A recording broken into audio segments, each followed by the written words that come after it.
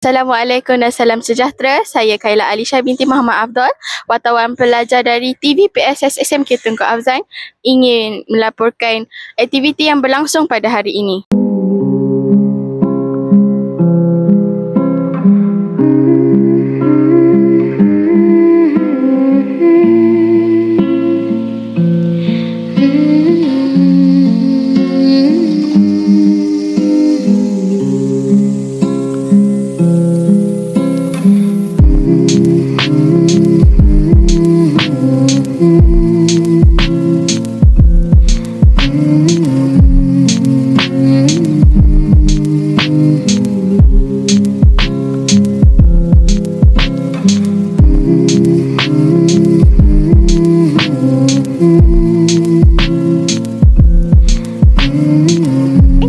Apa perasaan awak tentang hari ini? Oh, saya rasa sangat teruja dan gembira kerana sekolah kami dapat melaksanakan program yang sangat best, sangat teruja yang menghiburkan pelajar-pelajar Afzan. Awak rasa best tak hari ni? Best. Best gila sebab banyak makanan pun murah tau. Lepas tu, yang nak gadang sini semua friendly. Orang jual customer service A+ lah. Apakah perasaan awak jadi penjual pada hari ni? Best sebab saya dapat teammate yang bekerjasama.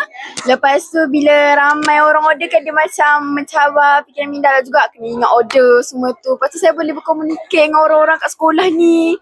So best lah.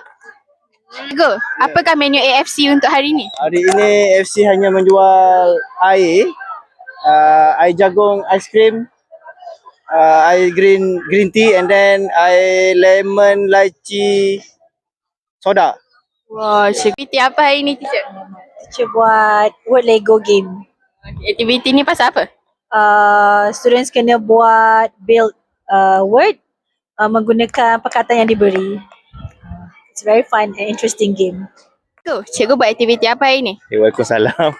Okay, jadi aktiviti yang cikgu buat hari ini adalah aktiviti permainan tradisional lah. Jadi aktiviti yang budak-budak buat ni, mereka dikehendaki untuk mengalihkan kain batik ke antara satu sama lain lah. Tapi kain batik nak alihkan tu tak boleh menggunakan tangan, hanya menggunakan gerak tubuh je. Jadi permainan tu dilihat seronok lah. Budak-budak pun enjoy tadi main. Okay.